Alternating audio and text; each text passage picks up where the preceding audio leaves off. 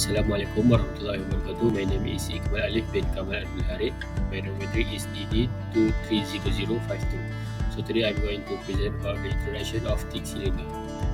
Thick cylinder are crucial in high pressure system like pipeline, pressure vessel and hydraulics, where their significant wall thickness leads to non-uniform stress distributions.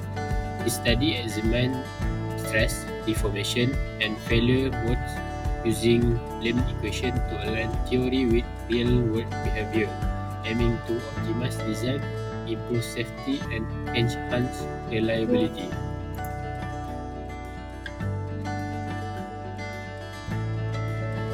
Assalamualaikum warahmatullahi wabarakatuh. Now we continue with the experimental design and implementation. For this experiment, we use strain gauge terminal, thick cylinder, batch probe, hydraulic and pump, air relief valve, pressure gauge and return valve. Now we continue to the next slide. So, for the schematic diagram, we can look at the left cylinder. It illustrates a solid cylinder surrounded by a thick wall cylinder. And for the right diagram, it represents a wall thick cylinder surrounded by a semi-infinite body. So the purpose of the diagram is to demonstrate elastic deformation in different configuration and highlights material behavior under stress, crucial for engineering design and analysis. Now we continue to the procedure. First, we need to installation of the equipment. Connect the thick cylinder unit to the bridge box using the provided cable. Ensure the bridge box is securely connected to the strain inductor box. Make sure all the units correctly aligned to prevent loose connection. Second, power on and warm up. Switch on the power supply to the strain inductor box and let it stay power for about 10 minutes. In this way, the strain gauge warm up and reach up a constant value for a accurate reading. Number 3, zero condition of pressure calibration. With the system at the zero pressure, take note the strain reading for gauge 1 until 10 on the strain inductor. The reading should ideally display 0. Next, pressure increase. The valve of the oil return must be tightly closed to avoid leaking of oil. Start the manual on pump and raise the pressure in the thick cylinder gradually up to the stable value of 60 kg over cm square. Keep the eyes on the pressure so that it does not exceed beyond its value. Fifth, strain reading at the 60 kg per centimeter square. When the pressure has built up to 60 and has become constant, take the strain reading as indicated in the strain inductor for all 10 gauge from 1 to 10. And lastly, complication and the checking of the result. After the taking measurement, release the pressure slowly by opening the oil return valve. Switch the system off, unplug all cable, visually check that no damage occurred while doing this. That's all from me. Thank you. Okay, for the sample calculation, based on the information we observe, which is the pressure 1 is 0 and strain gauge number 1 is 0.151 MV and branch voltage is 6,245 MV and gauge factor is 2.1. Okay, for the first we must find a strain, which is using a formula E1 multiplied by 4 over BV multiplied by GF, which is BV is branch voltage and GF is gauge factor. And after that we can observe the strain, which is 4.331 multiplied by 10 negative 5.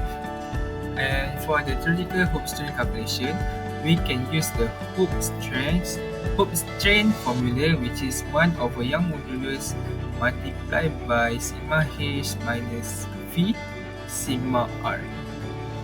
And or we can use the other formula, which is pressure multiplied by geometric factor, which is a K2 minus 1 multiplied by Young modulus, and multiply with 1 plus RO square over R square and minus 1 plus RO square over R square, which is RO is radial outer and R is radian distance. And we insert all the information we get, and we can get the hoop strain from a theoretical calculation. For the theoretical radial strain calculation, we use 1 over Young modulus multiplied by sigma R minus V multiplied by sigma H equal to P over K square minus 1 multiplied by E and multiplied by 1 plus R square over R square minus V multiplied by 1 R square over R square. For this formula, we have a different because we have a multiplied by V in a second bracket formula, which is V multiplied by 1 plus R square equal to R square. And we use the formula and we insert the value of data observed to get a radial strain.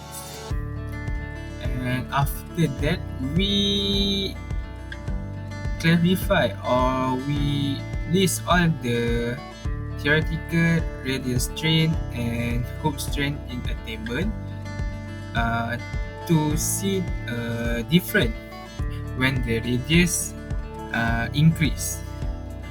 For the next calculation, we just change the value of R to get the different theoretical radial strain and hoop strain for the others radius. Okay, next for the next presenter. Assalamualaikum. Hello, my name is Muhammad Hazwan bin Muhammad Yazid, and I will be presenting the data presentation. For this project, we use test pressure 60 kg per cm square. The radius start at 35 millimeter, then go up to 43, 51, 59 and 67. So from the project, we get the data and we calculate the strain for the thick cylinder for each radius. For the specification of the cylinder has length of 300 millimeter. The outer radius has 75 millimeter. The inner radius has 20 millimeter. The K, we just divided the outer radius and in inner radius, so we get 3.75.